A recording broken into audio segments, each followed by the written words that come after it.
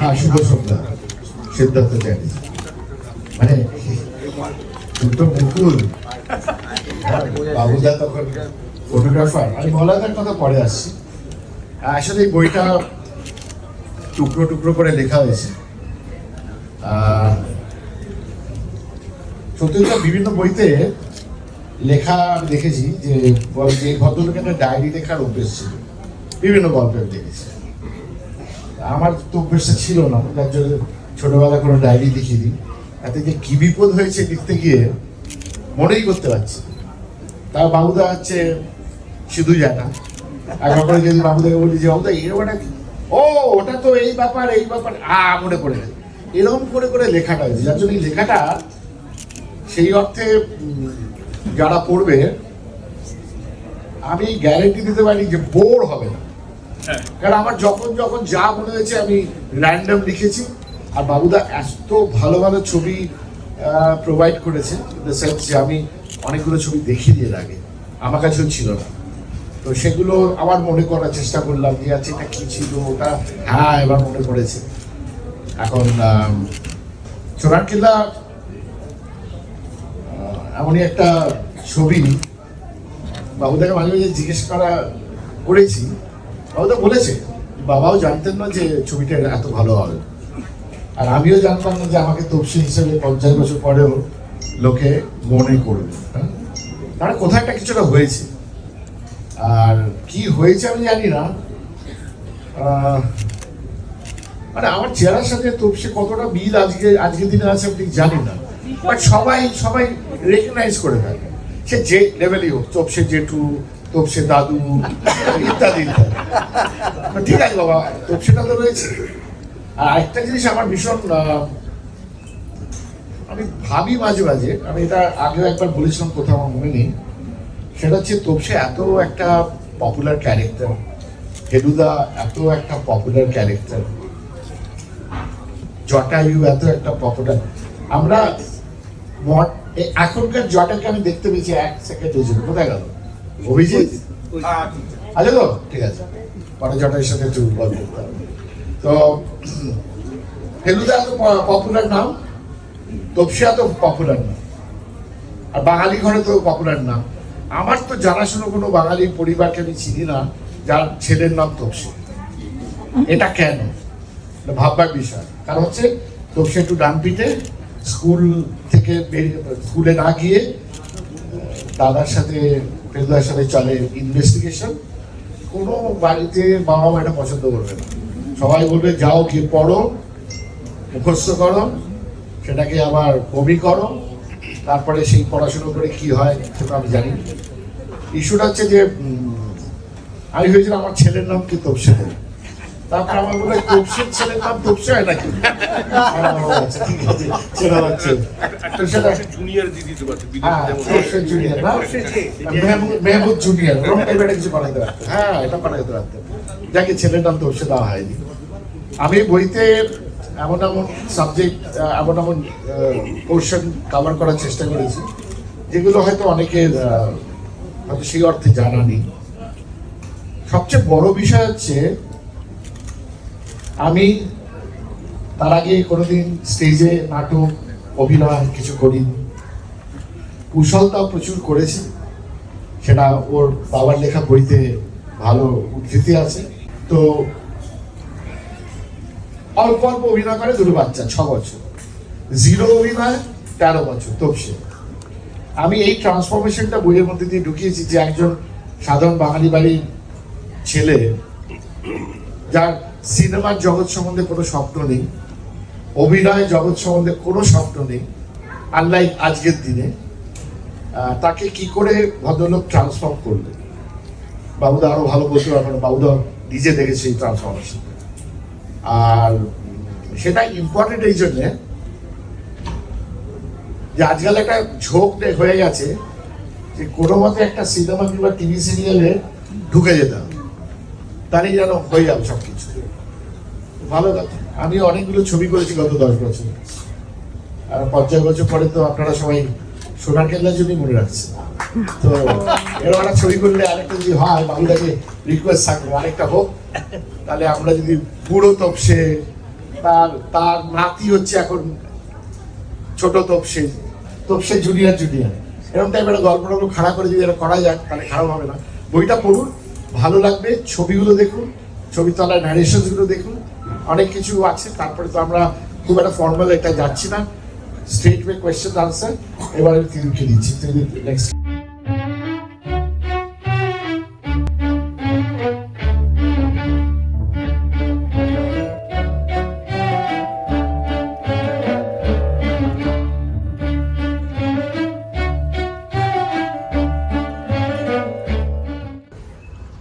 মানে সত্যি মানে আমার তো মনে হয় এখন আমার যা এক্সপিরিয়েন্স তাতে একটা ছবি হিট করবে কি ফ্লপ করবে বলা, রিলিজ হওয়ার আগে বলা খুব মুশকিল, কেউ বলতে পারে না। কিন্তু এই ছবিটা মানে সোনার কেল্লা, সিদ্ধার্থ দার আরো একটা ছবির এক্সপিরিয়েন্স আছে জয় বাবা ফেলুনা, কিন্তু সোনার কেল্লা যে এইরকম একটা ম্যাজিক, মানে আপামর জনসাধারণ এইভাবে ক্যাপটিভেট করা, এবং 50 বছর পরেও আমার তো মনে হয় কি টিভিতে যখন সোনার কেল্লা চলে, যেখান থেকে চলছে লোকে সেখান থেকে কিন্তু যদি কাজ না থেকে দেখতে শুরু করে, এবং তার ডায়লগ, তার মানে অভিনয়, তার লোকেশন, তার মিউজিক, মানে অমর বলতে যেটা বোঝায় অমর, এইটা কিন্তু সোনার কেল্লার ছবি।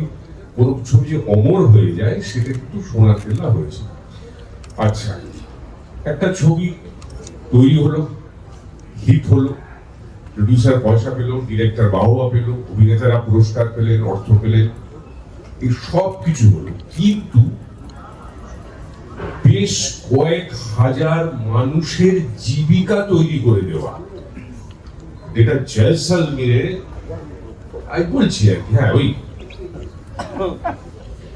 তো এই যে জীবিকা তৈরি করে দেয়া, আমি যখন দীর্ঘকাল বাদে যখন জয়সলমীর যাই, ওখানে গিয়ে ওরা আমাকে মালা পরিয়ে, পাগড়ি পরিয়ে ঘোরায়, বলে যে জয়সলমীরকে আগে বলতো হচ্ছে 4 সালে মার, কিছু নেই তো ওখানে গেলেই মারা যাবে, 4 সালে মার, জয়সলমীর আর কি 4 সালে মার।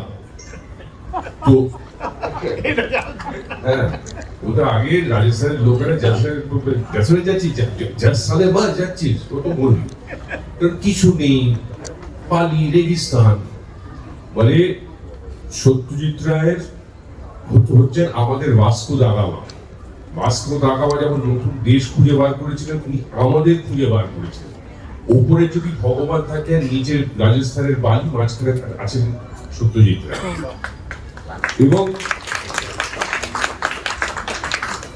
এবং তাদের প্রত্যেকটা দোকানে সত্যজিৎ রায়ের ছবি, এবং বাবুদা আমার সঙ্গে ছিল। বাবুদা দু একটা ছবি বলে কি, কিন্তু আমার কালেকশনে নেই, কোথা থেকে পেয়ে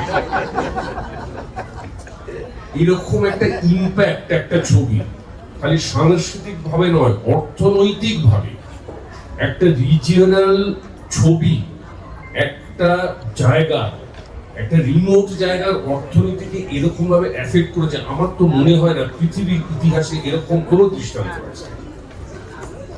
100-150 বছর সিনেমার ইতিহাসে আমার মনে হয় না যে এরকম কোনো দৃষ্টান্ত আছে।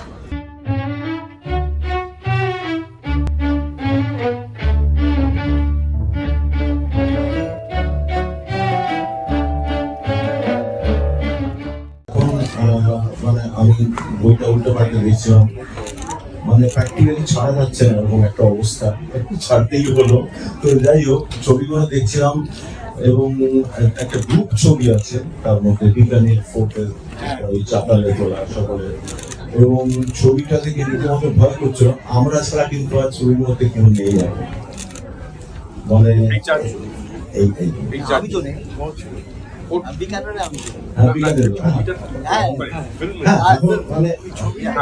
আমি জানি না 60 বছর আমরা এই করতে পারবো কিনা, সেলিব্রেট করতে পারবো কিনা, কিন্তু এটা একটা খুব ইম্পর্টেন্ট ব্যাপার, একটা ইম্পর্টেন্ট ল্যান্ডমার্ক বলে মনে হয়, বেঞ্চমার্ক বলে মনে হয়। আর এই বইটা অত্যন্ত প্রয়োজন ছিল, যেটা কুশল বললো। কিন্তু সত্যি কথা বলতে কি, সোনার কেল্লা কুশলের জন্যই করা, কুশলকে পছন্দ হয়েছিল বলে, এবং ওই বয়সটা করে পারফেক্ট ছিল বলে করা। এবং কুশলী ছবি প্রথম কাস্টিং এ কুশলী প্রথম মানে সিলেক্টেড হয় আর কি।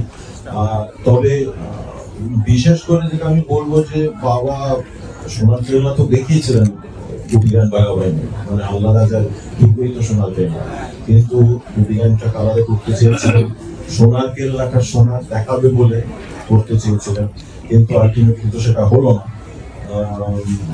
এক হিসেবে ভালোই হয়েছে, কারণ তাহলে শেষে ওই চমকটা আসতো না, শেষে ওই কালারের চমকটা আসতো না গুপি গানে।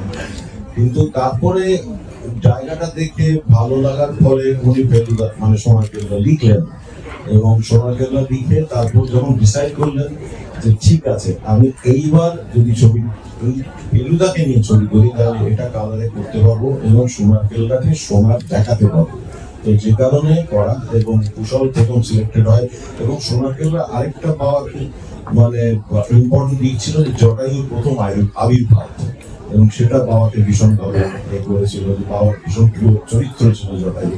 তো যে কারণে এই দুটো কাস্ট প্রথম হয়, তারপর আস্তে আস্তে অন্যান্য কাস্ট মানে কাস্টিং হতে শুরু করে, এবং তারপরে যেটা হয় যে লাস্ট কাস্টিং হয় ফেলুদা, এবং এটা তো অনেকেই জানেন যে পুরো ছবির কাস্টিং হয়ে গেল, তারপরে উনি মাথা খাটাতে শুরু করলেন যে কে ফেলুদা করবে, একজন নতুন কাউকে নিতে পারলে খুব ভালো হয়। তো আমরা বললাম যে কি তোমার মোটামুটি একটা আইডিয়া দাও, তাহলে আমরা একটু খুঁজে কাছে দেখতে পারি আর কি, এবং লোকজনকে বলতে পারি। বলুন না মানে কিছুটা সৌমিত্র মতো হবে, কিছুটা শুভেন্দুর মতো হবে, কিছুটা ধৃতিমানের মতো হবে, কিছুটা বরুণচন্দ্রের মতো হবে, এরকম একটা। তো তারপর আমি বললাম যে এরকম কম্বিনেশন তুমি জীবনে পাবে না, তুমি ওটার কথা ভুলে যাও, তুমি অন্য কথা চিন্তা করো, অন্যরকম একটা কাস্টিং পাবো। তো তারপরে আলটিমেটলি যেটা হয় সৌমিত্র কাকুর উপরেই রোলটা বললো, তারপর তো তুমি ম্যাজিক দেখিয়ে দিলেন সেই রোলে। তো কিন্তু সৌমিত্র বাবু যখন প্রথম স্ক্রিপ্টটা পড়েছিলেন তখন উনি অত্যন্ত মর্মাহত হয়েছিলেন, এবং বাবাকে জিজ্ঞেস করেছিলেন যে আমি কি করব, এখানে এরকম একটা বাচ্চা রয়েছে, এরকম একটা দ্বিতীয় মুকুল রয়েছে, এরকম এরকম কালারফুল দুজন ভিলেন রয়েছে, আর জটায়ু রয়েছে, সন্তোষ, আমি কি করবো, আমার থিয়েটারে বিশেষ কিছু পড়া আছে বলে মনে হয় না। তো বাবা বলেছিলেন যে তুমি স্ক্রিপ্টটা ফলো করো, তাহলেই হবে। তো সেটা উনি করেছিলেন, অবভিয়াসলি করে দিয়েছিলেন, যে কারণে একটা মানে ল্যান্ডমার্ক ফিল্ম হয়ে দাঁড়ালো। তো আর বিশেষ করে আরেকটা কথা আমার মনে পড়ছে, শান্তনু যখন এখানে রয়েছে বহুদিন ফোনে মাঝে মাঝে কথা হয়, শান্তনুর একটা খুব বড় ডায়লগ ছিল, এবং সেটা বিশাল ডায়লগ, মানে ভাত দিয়ে দুধ খাইয়ে দেওয়া, এই ব্যাপারটা একটা বিরাট ডায়লগ ছিল। এবং সেখানে বাবা যখন মানে মোটামুটি উনি যখন স্টোরি বোর্ডিংটা করেন, তিনি মাঝখানে কয়েকটা যেটাকে আমরা বলি কাটা বেস রেখেছিলেন, ফেলুর কিছু রিয়াকশন শট রেখেছিলেন, যদি শান্তনু আটকায় কোথাও তাহলে উনি ফেলুর দিকে চলে যাবেন, মানে রিয়াকশন শট কিছু একটা শুধু ছিল, সেটা হচ্ছে যে জয়পুর বলে না যোধপুর, ওই গানে একটা শুধু কাট, সেখানে একটা কাট ছিল, আর বাকি উনি কয়েকটা জায়গায় এরকম রেখেছিলেন যে মাঝে মাঝে রাখবেন যদি শান্তনু ছাড়া। কিন্তু শান্তনু যেটা করলো, শান্তনু পুরোটা সিঙ্গেল শটে দিল, এক শটে দিল, এক টেকে দিল, একবারই দিল। আমরা সাথে খুব তখন যেটা হয় আর কি, মানে এরকম যেরকম ক্ল্যাপ করলো সেরকম ক্ল্যাপটা পড়লো টুলো ইত্যাদি। তো তারপর শটটা হয়ে যাওয়ার পর তো বাবা তো পিক চাপড়ে ফটে দিলেন। তো আমরা বাইরে চা গিয়েছে, ফ্লোরের বাইরে গেছি চা খেতে। তো এই চা খাচ্ছি আর শান্তনু করে আসছে বাইরে, বেরোচ্ছে ফ্লোরের বাইরে, আমার দিকে তাকিয়ে বললো, আচ্ছা চিত্র আমাকে এত খোকা খোকা ডায়লগ দিয়েছেন কেন? এটা আমার পরিষ্কার মনে আছে, এবং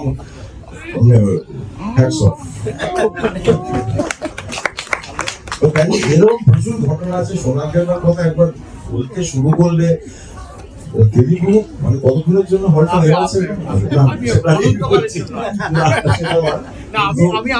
শেষ হবার নয়। আপনাকে ওই গল্পটা আমি আপনার কাছে শুনবো। আপনি বলেছেন যে বাবা একের পর এক শট নিচ্ছেন, কেউ বুঝতে পারছেন না যে সেসব কি দাঁড়াবে, এইটা যদি একটু বলেন। যে তারপরে কলকাতায় এসে টুকরো টুকরো শট নিয়ে কলকাতায় এসে ম্যাজিক তৈরি হলো, আপনি লিখেছেন যে একটা ম্যাজিক্যাল ফিল্ম। না এখন অনেক অনেক অনেক কিছুই বলা যায়, কারণ সোনার কেল্লা মানে আমার দেখা সব থেকে শ্রেষ্ঠ আউটডোর এবং সব থেকে কমপ্লিকেটেড আউটডোর। এটা তো পশ্চিমবাংলা নয়, এটা রাজস্থান। এবং তখনকার দিনে যখন নেটওয়ার্ক কিচ্ছু ছিল না, কিচ্ছু ছিল অ্যাবসলিউটলি কিছু ছিল না, শুধু ফোন, টেলিগ্রাম, ওইরকম একটা জায়গা রেগিস্তান। ওরকম একটা জায়গায়। তো কাজে এটা একটা অদ্ভুত রকমের একটা প্রোডাকশন কন্ট্রোলিং হয়েছিল আমি বলবো, এবং একেবারে প্র্যাকটিক্যালি মানে প্রিসিশনে কাজটা হয়েছিল। এবং একটা খুব ইন্টারেস্টিং ব্যাপার আমরা করেছিলাম, সেটা হচ্ছে যে কলকাতা থেকে আমরা প্রথম দিল্লি গেলাম, ফোনে কাজ করলাম, লালকেল্লাতে কাজ করলাম। তারপরে সেখান থেকে গেলাম জয়পুর, জয়পুর থেকে গেলাম যোধপুর, যোধপুর থেকে বিজ্ঞানের, জয়সলমের থেকে আবার যোধপুর ব্যাক করে দিল্লি হয় কলকাতা। এখন আমাদের যেটা ব্যবস্থা করা হয়েছিল সেটা হচ্ছে একটা সেপারেট বগি থাকতো, এবং সেটা আমরা কলকাতা দিল্লি বগি অ্যাটাচ হয়ে গেল আমাদের সেই ট্রেনে। দিল্লিতে আমরা গিয়ে নামলাম, দিল্লিতে শুটিং করলাম, বগি আনঅ্যাটাচ হয়ে গেল, স্টেশনে থাকলো। তারপর আমরা যে ট্রেনে জয়পুর যাচ্ছি সেখানে এই বগিটা আবার রিঅ্যাটাচ হয়ে জুড়ে গেল, মানে ট্রাভেল গুলো কুন্ডু ট্রাভেলস যেভাবে তখনকার দিনে এই ধরনের জিনিস হচ্ছে। কুন্ডু ট্রাভেলস এইটাই করতো। এখন সেটা, এবং সেখানে আমরা কাজও করছি, ট্রাভেলও করছি, সবই হচ্ছে। কাজেই সোনার কেল্লার বেশ কিছু অরিজিনাল ট্রেনে তোলা, বেশ কিছু স্টুডিওতে তোলা। যাই হোক, সেটা তো আলাদা কথা। কিন্তু যেটা হচ্ছে যে আমরা একটা জায়গা দিল্লিতে পৌঁছচ্ছি, দিল্লিতে পৌঁছে হয়তো দুদিনের ব্যাপার। প্রোডাকশন যিনি কন্ট্রোল করতেন অনিল চৌধুরী, মানে সালাম কর্তা, তো তিনি একদিন আগে জয়পুর পৌঁছে যাচ্ছেন। আমরা দিল্লি শুটিং শেষ করে জয়পুরে পৌঁছচ্ছি, এবং জয়পুরে মানে স্টেশনে পৌঁছে দেখছি বাস রেডি, সব রেডি, এবং হোটেলে চলে যাচ্ছি বা সার্কিট হাউসে যাচ্ছি, ঘর অ্যালটমেন্ট হয়ে গেছে ঘরে। এবং সেটা সবচেয়ে মজার হতো যে অনিল বাবু জানতেন যে কার সঙ্গে কে কম্প্যাটেবল, মানে হলে ঘরে মানে একসঙ্গে থাকতে পারে। আচ্ছা, এ রাত্রে নাকটাকে, ও রাত্রে নাকটাকে, ঠিক আছে, একে একসঙ্গে দিই। এরকম একটা ব্যাপার। কাজেই এটা একটা মানে রেকর্ডও করেছি। হ্যাঁ, সেটা আমি না, সেটা তো যাই হোক, সেটা তখন আমার তখন একটা নতুন একটা ক্যাসেট রেকর্ডার সবই বেরিয়েছে, ইত্যাদি সব এসেছে। তো যাই হোক, এখন এই এটা যেটা যেটা হয়েছিল সেটা হচ্ছে যে শেষের দিকে আস্তে আস্তে আমাদের মানে একটু টাইট হয়ে যাচ্ছিল শিডিউলটা অনেক কারণে। কারণ তখন একটা কোভিড যাচ্ছে, মানে সেখানে ভালো করে রাত্রিবেলা বেশি কাজ করা যাচ্ছে না। মানে সে এমন হলো, সে সকালে দেখি যে জেনারেটরের সামনে গিয়ে সে জেনারেটরের ভাবটা উত্তাপটা নিচ্ছে। এরকম একটা ব্যাপার। যে কারণে যেটা হলো যে আমাদের ক্লাইম্যাক্সটা দুদিন রাখা ছিল, মানে ভেতরে ক্লাইম্যাক্সটা দুদিন রাখা ছিল। তো সেটা একদিনে সেটা একদিনে করতে হবে, সেটা একদিনে করতে হলো না, এক বেলায় করতে হলো, এক বেলায় করতে হলো। এবং সেখান থেকে আমরা সেদিনই মানে যোধপুর উদ্দেশ্যে রওনা হচ্ছি এবং রাত্রে ট্রেন করছি। তা না হলে কিন্তু বগি আর পাওয়া যাবে না, গোলমাল হয়ে যাবে, পুরোপুরি জিনিসটা ডিসলোকেটেড হয়ে যাবে। এখন তারপরে যেটা হলো যে মানে বাবা দেখলেন যে ভালো না অবস্থা, মানে এবার একটু অন্যরকম ভাবে কাজ করতে হবে। তবে যেটা হলো সেটা হচ্ছে যে হেরোর কথা, যেটা বাবা থাকে ইউজুয়ালি, যেটা কনসার্ট করেন সবসময়, তার মধ্যে স্টোরি বলি ইত্যাদি থাকে, তো সেটা আমি আর দেখলেন। এবং ওই 3 ঘন্টা শান্তনু, এটা অনেকে জানে না, ওই 3 ঘন্টায় 75টা শট হয়েছিল, সবাই জানে।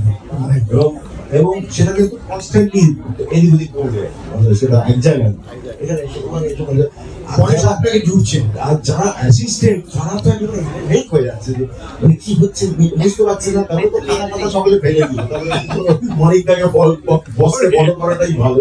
তো এরকম একটা ব্যাপার হয়েছিল। এবং তারপরে মানে অদ্ভুত ভাবে জিনিসটা জুড়ে গেল কিন্তু এদিকে, যেটা যেটা কুশল বলছে, ওই সামান্য ওই রিটেক আমি বলবো, কারণ ওটা তো রিটেক না, একটা ফ্রেশ নতুন ভাবনা, তো সেইটা করা হয়েছে। তাই মানে সোনার কেল্লা সামথিং ভেরি স্পেশাল ওই দিক থেকে, সব দিক থেকে। আমি স্পেশালি ভয় পেতাম, কারণ আমি খুব মানে একটা শান্তশিষ্ট ছেলে ছিলাম না। হ্যাঁ, তো একদিন ক্লাস পাঠবো, তো ক্লাস চলছে, ক্লাস হওয়ার পর আহ, আহ, আমাকে পার্থদা বললেন যে শোনো আর উনি একটু চিবিয়ে কথা বলতেন। হ্যাঁ, উনি বললেন যে দেখো শান্তনু, বাড়িতে গিয়ে বাবাকে বলবে কালকে আমি আসবো। হ্যাঁ, আমি তো প্রচন্ড, আমি জানি যে মানে সাংঘাতিক কিছু একটা গন্ডগোল করেছি, তা শাস্তিটা প্রচন্ড হবে। বাড়িতে এসে যখন বলবে, স্যার এখানেই যদি আমরা এই ব্যাপারটা একটু মিটিয়ে দিতে পারি তাহলে আর অসুবিধাটা হয় না। কি বাবাও কি আবার অদ্ভুত যাবেন, কি করতে হবে, ক্লাসের বাইরে দাঁড়াতে হবে, এক পায়ে দাঁড়াতে হবে, আপনি বলুন আমি I am ready to do. ঠিক আছে, তুমি বলে না এসব কিছু করলে হবে না, বাবার সাথে তোমার দেখা করতে হবে। আমি বলি আজকে তোমার আজকে শেষ আর কি কাম। তো বাবাকে গিয়ে বললাম যে এভরিথিং, না আমি অ্যাকচুয়ালি কিছু করিনি। তার মানে বাড়ি বয়ে আসছে কেন, তাহলে তোর টিচার আসে নাকি কারো? আমি যাই না। যাই হোক, নির্ধারিত সময় এলেন, দরজা বন্ধ হয়ে গেল, বাইরের ঘরে কি কথাবার্তা হলো, মানে দরজায় কান পেতে, আর ব্যাস, তারপরে তো আপনারা সকলেই জানেন। বলেছিল যে মানে আমার সিনেমা করবে একটা বডি বিল্ডার ছেলে দরকার, সেটা নিয়ে বোধহয় বাবাকে বলেছিল যে আপনার ছেলে তো মিষ্টি হিসেবে পড়ে এসছে, তা ও কি ইন্টারেস্ট আছে এরকম মানি একটা চাইছে বডি বিল্ডার। তো আমাকে বাবা বললো যে দেখ, সমুদ্রদা ফোন করেছিল, তুই কি ইচ্ছে আছিস, তুই যদি থাকিস তো ওনাকে ফোন কর, আর খুব এটা অপরচুনিটি, তোমার একটা লোক। তা আমি সমুদ্রদাকে ফোন করলাম, এবং যে সমুদ্র এই ব্যাপার, বাবা বললো হ্যাঁ হ্যাঁ হ্যাঁ তুই করবি কি? এবং দেখুন আমি তো কোনোদিন নাটক টাটক কিচ্ছু জানি না, আমি তো বডি বিল্ডিং করি আর এইসব পড়াশোনা করছি, তা আমি কি পারবো? আর এত বড় একটা লোক, ওনার কাছে আমি কি করবো? বলে ওসব তোকে চিন্তা করতে হবে না, মানিটা আছে তোকে ঠিক করে নেবে। আমি তো নিজে ঘাবড়ে গেছি। তা যাকে উনি যখন বলেছে, সমুদ্র যখন বলেছে, এবং আমাকে সমুদ্র সত্যিটাকে দেখার খুব ইচ্ছে ছিল, এবারে সুযোগ এটা ওনার কাছে সামনে যাওয়ার জন্য, ঠিক আছে আমি যাবো, আমি রাজি আছি।